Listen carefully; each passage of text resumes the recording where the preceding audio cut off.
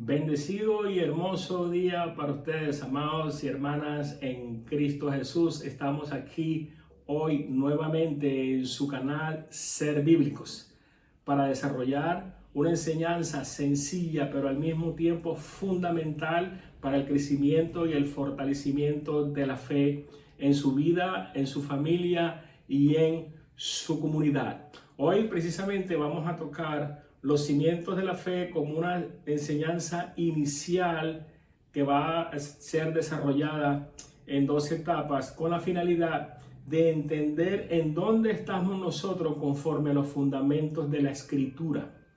Y encontramos un primer pasaje para tratar de que la misma Escritura nos revele, nos enseñe, se interprete a sí misma y nos dé luz sobre lo que nosotros queremos aprender hoy de parte del Señor Jesucristo. El primer pasaje lo encontramos como una comparación del creyente con la edificación o la construcción de un edificio en Judas versículo 20, y nos dice: edificaos sobre vuestra santísima fe, orando en el Espíritu. Edificaos, nos hace una gran referencia. Pablo también nos habla referente a la edificación o la construcción o la formación de nuestro ser como un edificio. En 1 Corintios capítulo 1 versículo 9 al 11 nos dice: porque nosotros somos colaboradores de Dios y vosotros sois labranza de Dios. Y hace un énfasis muy importante aquí que no podemos pasar por alto. Dice: edificio de Dios, conforme a la gracia de Dios que me ha sido dada. Y él habla y hace un énfasis aquí: yo como perito arquitecto puse el fundamento, puse la palabra, puse la doctrina, puse la enseñanza, puse la revelación de Jesucristo, en otras palabras, con un adicional a lo que yo quiero amplificar aquí, y otro edifica encima. Pero cada uno, sigue diciendo, pero cada uno mire cómo sobre edifica, porque nadie puede poner otro fundamento que el que está puesto, el cual es Jesucristo. Y como la Escritura se tiene que interpretar a sí misma, ella tiene un lenguaje singular de que la teología nos ha enseñado, de que nosotros no podemos traer un concepto o un versículo fuera de contexto para sacar un pretexto. Ella misma tiene que interpretarse y por ende necesita mínimo 3 testigos. En esta oportunidad yo voy a poner 4 testigos. No voy a leer toda la Escritura con el fin de que necesitamos nosotros amplificar ciertas normas para poder entender y traer luz a lo que Dios nos quiere enseñar en este día.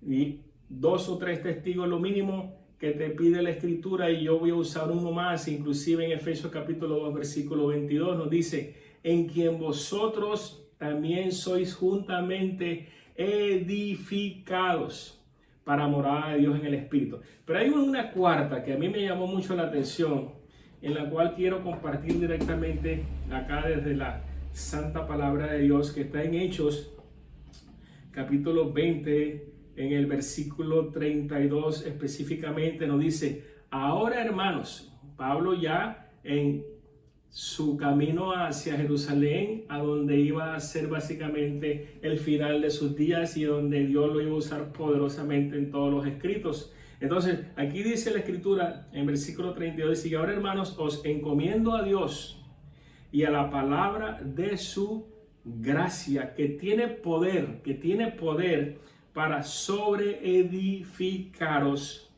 y daros herencia en todos los santificados. Entonces aquí tenemos en estos pasajes 4 pasajes que hemos leído que tienen una muy estrecha relación, de que todos estos pasajes hacen una comparación muy singular entre la construcción de un edificio y la vida de un creyente. Porque en el campo natural encontramos y hemos aprendido que es muy importante para poder erguir, para poder levantar un buen edificio, necesitamos entonces establecer un buen cimiento. ¿Por qué? Porque el cimiento es el que fija la necesidad del límite, del peso y la altura del edificio que se vaya a levantar. En otras palabras, si nosotros vamos a levantar un edificio alto, lógicamente el cimiento de ese edificio tiene que tener un cálculo de ingeniería muy bien estructurado. Si vamos a nosotros a construir un edificio pequeño,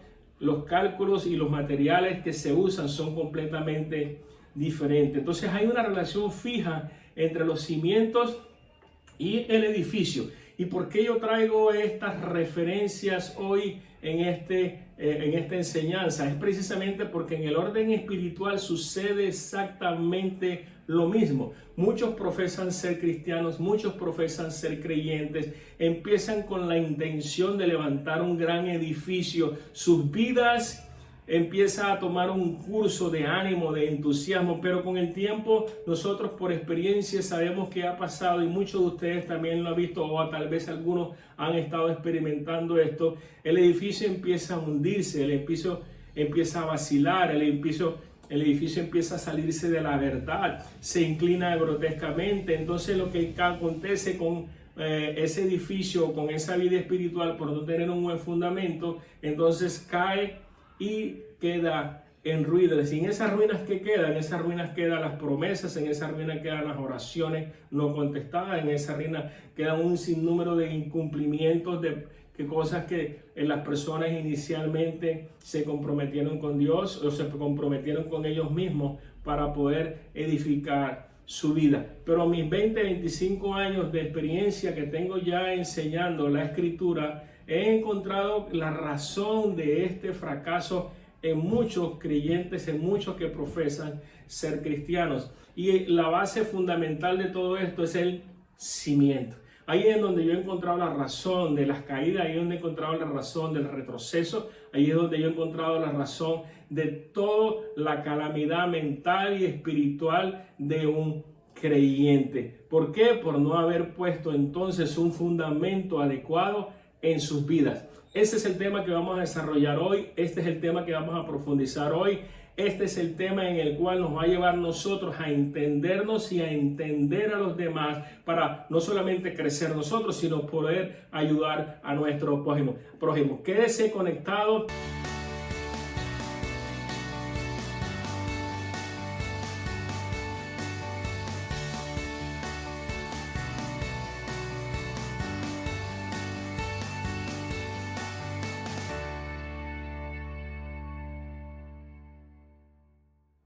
Bendiciones, mis amados, estamos aquí nuevamente con ustedes en su canal Ser Bíblicos y hoy precisamente vamos a seguir en el desarrollo de lo que Dios quiere hacer, los fundamentos básicos de la fe cristiana. Pero para ello nosotros tenemos que inicialmente conocer a Cristo. Entonces, ¿cuál es el cimiento designado por Dios para la vida cristiana? Esa es la primera pregunta que nos tenemos que dar para poder encontrar una respuesta adecuada, una respuesta bíblica, una respuesta teológicamente y espiritualmente que nos llene, que nos llene de satisfacción.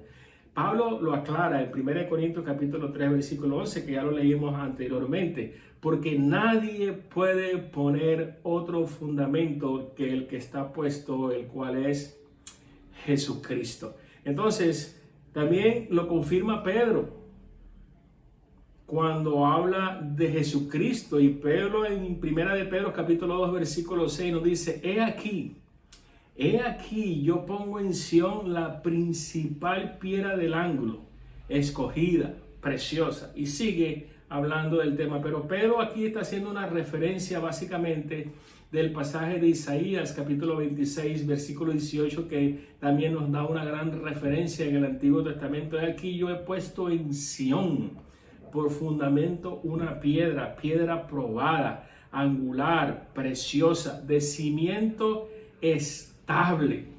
Se lo voy a repetir nuevamente. Lo encontramos en Isaías, antes que inclusive llegase la revelación a Pedro, antes que llegase la revelación a Pablo. Ya Isaías ya había recibido esa revelación unos 700 años aproximadamente antes que viniera nuestro Mesías, antes que viniera nuestro Salvador, Jesucristo el justo. He aquí yo he puesto en Sión por fundamento una piedra probada, angular, preciosa, de cimiento estable. El que creyere, dice la Escritura, no se apresure. Entonces, así como en el Antiguo Testamento, como el Nuevo Testamento, concuerdan en el hecho vital. ¿Y cuál es este hecho vital? Que el fundamento de la fe cristiana no es otra cosa sino Jesucristo mismo. Entonces nosotros tenemos que concientizar y quitarnos ciertos paradigmas doctrinales o religiosos de nuestra mente, de que no es un credo, no es una iglesia,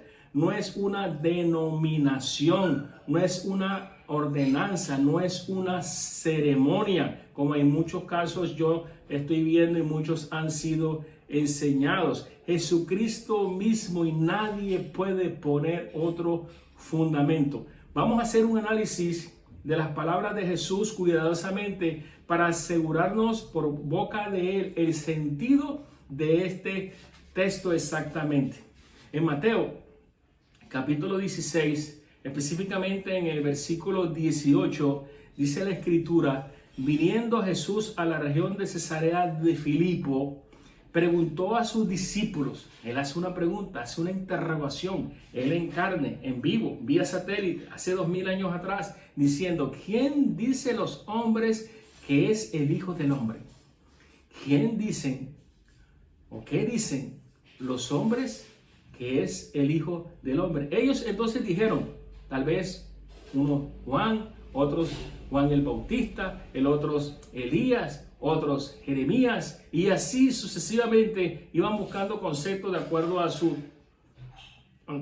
conceptos preconcebidos que tenían para su época. Algunos de los profetas dijeron otros, pero él hizo otro énfasis en esta pregunta: ¿y vosotros, quién dices que soy yo? ¿Quién dices que soy yo? Ahí donde está la clave y donde está la llave de esto. Respondió Simón Pedro, dijo: tú eres el Cristo, el Hijo del Dios viviente. Entonces le respondió Jesús: bienaventurado eres, Simón, hijo de Jonás, porque no te lo reveló carne ni te lo reveló sangre, sino mi Padre que está en los cielos. Y yo también te digo que tú eres Pedro, y sobre esta roca edificaré mi iglesia, y las puertas del Hades no prevalecerán contra ella. Pero yo quiero parar aquí y hacer una aclaratoria muy importante, porque algunos se han desviado. Su edificio, su estructura, su formación doctrinal, teológica, su conocimiento de las verdades bíblicas se ha inclinado, su edificio se ha inclinado grotescamente. Y yo quiero hacer una aclaratoria porque se ha sugerido que estas palabras que Jesús le dijo a Pedro significan que Pedro es la roca sobre la que se ha de edificar la iglesia. Y por lo tanto, entonces, muchas personas han creído que él, en un cierto sentido, es el cimiento de la cristiandad más que el de Cristo mismo. Entonces, esta cuestión es de vital importancia, amados. Es de vital alcance para nosotros entender y comprender que es imperativo examinar las palabras de Jesús muy cuidadosamente para asegurar el sentido exacto de este texto y no sacar un texto fuera de contexto para sacar o revelar un pretexto. En el griego original del Nuevo Testamento, en la respuesta de Cristo a Pedro, hay un deliberado juego de palabras que nosotros tenemos que aprender. El griego o el nombre de Pedro en griego significa Petros. Y la palabra Petros y la palabra que significa roca es Petra. O sea, Petro es Pedro y roca es Petra. Jugando con estas similitudes de palabras y de ambos sentidos, entonces Jesús dice, y se lo voy a tratar de explicar lo más lento posible, jugando con estas dos palabras, dice en Mateo capítulo 16, versículo 18, tú eres Pedro, o sea, Petros, que significa piedrecita, y sobre esta roca, o sea, Jesús, Petra, que significa roca, edificaré mi iglesia. Aunque los sonidos de estas dos palabras son parecidos, son similares, Sí, su significado es muy diferente porque Petro significa piedrecita y Petra simplemente, como ya se lo he explicado, significa roca. Entonces, la idea de construir una iglesia sobre una piedrecita, o sea, Petros, es obviamente ridícula, amados. Y por lo tanto no podría ser lo que Cristo quiso decir en el contexto exacto de su mensaje a sus discípulos. Jesús utiliza un juego de palabras para mostrar.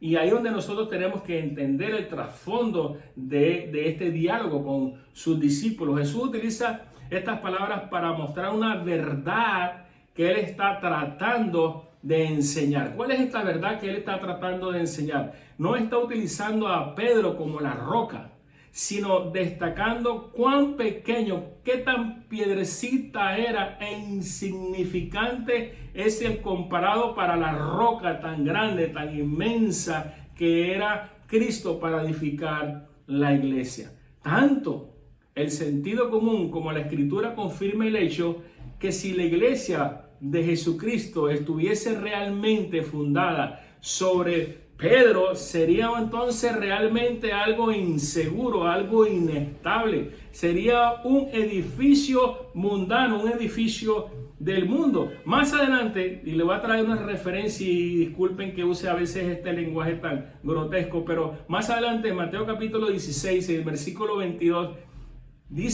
leemos que Jesús empieza a advertir a sus discípulos de su inminente rechazo en la crucifixión. Él empieza proféticamente a dejarles saber por dónde tenía que pasar para llegar a la cruz del Calvario. Y el relato continúa y dice, entonces Pedro, tomándolo aparte, comenzó a reconvenirle diciendo, Señor, ten compasión de ti.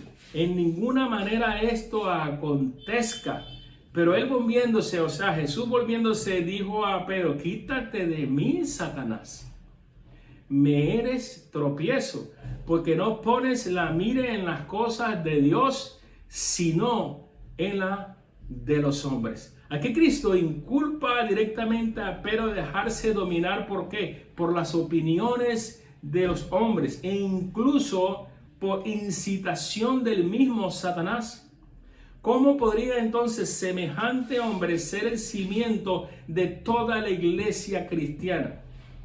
Más adelante, para tener una referencia más clara, más explícita, más confiable sobre lo que nosotros estamos tocando hoy o poniéndolo en la mesa, más adelante en los evangelios leemos que en vez de confesar a Cristo ante una doncella, Pedro también lo niega 3 veces a su Señor. Incluso después de la resurrección, porque no quisiera pasarme todo el día leyéndole pasajes, inclusive después de la resurrección, el día de Pentecostés, Pablo nos cuenta que Pedro, dejándose dominar por el miedo a sus compañeros, claudica en un punto concerniente a la verdad del evangelio. Y Pablo a la iglesia de Gálatas la confronta, inclusive confronta directamente a Pedro y le dice en Gálatas capítulo 2 versículo 11, Pedro vino, dice Pablo, cuando vino a Gálatas le confrontó cara a cara, pero lo voy a leer el pasaje textualmente, pero cuando Pedro vino a Antioquía, le resistí cara a cara, porque era de condenar. Pues antes que viniese algunos de Jacobo, comía con los gentiles, comía con las personas normales y singular del pueblo que no eran judíos, pero después que vinieron, se retraía y se apartaba porque tenía miedo de los de la circuncisión, o sea, los judíos en ese entonces.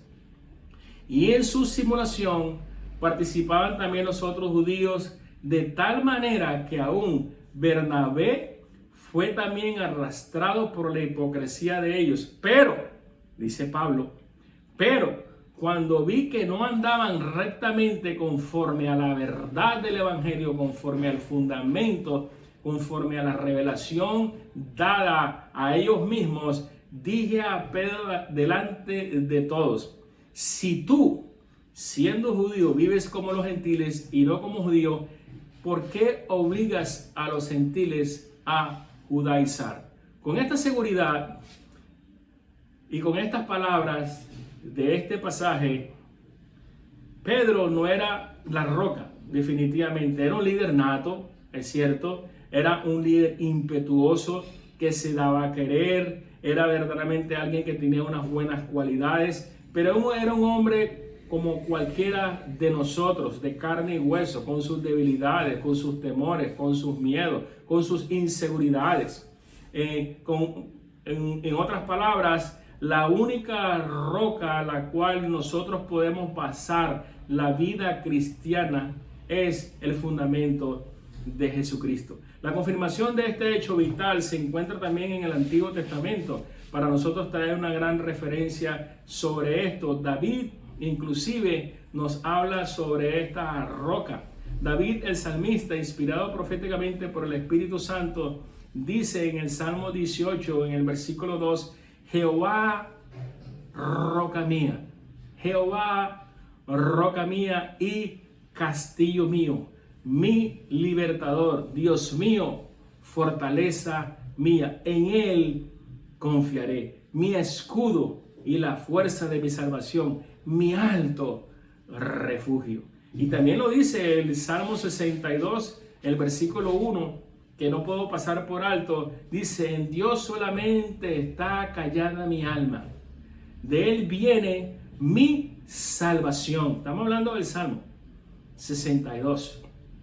Él solamente es mi roca y mi salvación. ¿Sí ve cómo está relacionado lo que es la roca con la salvación? La formación de un edificio, la formación de una estructura física tiene mucha relación con la formación, la verdad y el cimiento espiritual de un creyente. Él solamente es mi roca, hablando de Jesús, y mi salvación. Alma mía, en Dios solamente reposa, porque de Él es mi esperanza. Él solamente es, igualmente lo repite en el versículo 6 del Salmo 62. Él solamente es mi roca y mi salvación. Es mi refugio, no resbalaré. En Dios está mi salvación y mi gloria.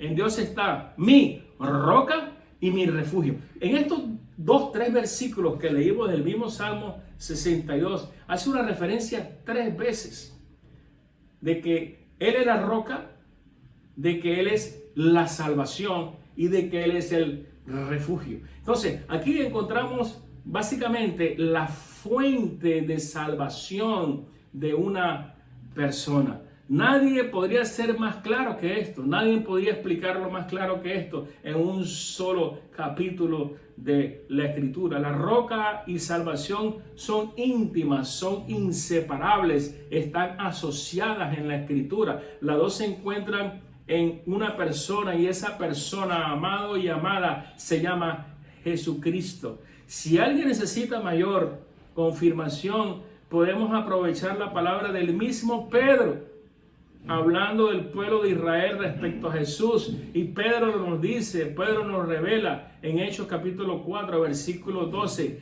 Dice: en ningún otro hay salvación. Palabras de Pedro en el libro de los Hechos. Porque no hay otro nombre bajo el cielo dado a los hombres en que podamos ser salvos. Se lo voy a repetir nuevamente, que le entre a su espíritu, que le entre a su corazón, que le entre a su mente, para que caigan muchos dogmas e influencias de un entorno tóxico que no nos han permitido llevarnos a una relación profunda con Jesucristo, sino a través de estratagemas, a través de rituales, a través de normas, a través de iglesias, a través de nombres, a través de sectas, a través de denominaciones, a través de un sinnúmero de información que llega a nuestra mente, que nos hacen colapsar. Y el fundamento lo dice aquí el amado apóstol Pedro: y en ningún otro hay salvación. No importa lo que tú hagas, simplemente concéntrate en Él, porque no hay otro nombre bajo el cielo dado a los hombres en que podamos ser salvos. Entonces el Señor Jesucristo, por lo tanto, es la verdadera roca de los siglos.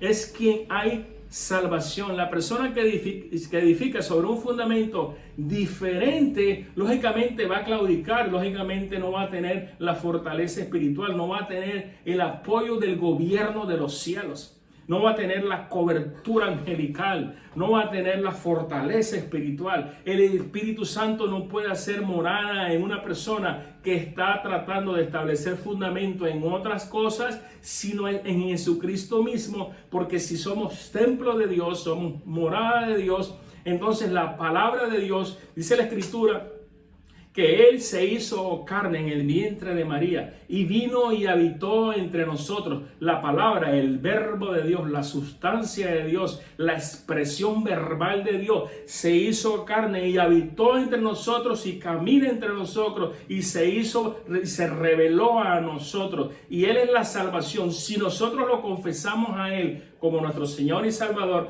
lógicamente Él necesita, para poder habitar en su templo, en su cuerpo, necesita estar en un acuerdo. Necesita entrar en un edificio que es su cuerpo, pero al mismo tiempo tiene que entrar en un espíritu que tenga fin con su espíritu, para que entonces puedan ser fortalecidos, crecer, recibir revelaciones, entender la Escritura, caminar en victoria, recibir oraciones contestadas y pare de contar. Entonces, ¿qué encontramos nosotros aquí? El Señor Jesucristo, por lo tanto, es la verdad. Y en el Salmo 62:6 leímos que dice: Él solamente es mi roca y mi salvación, es mi refugio, no resbalaré.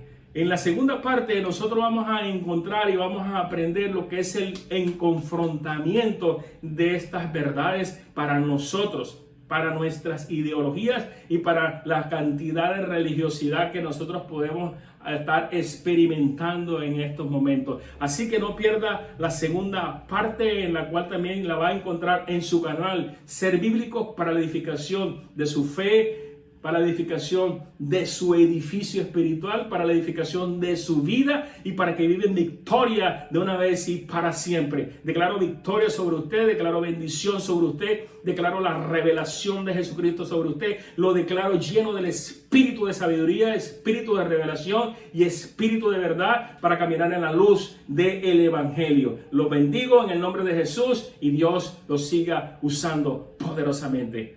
Bendiciones a todos.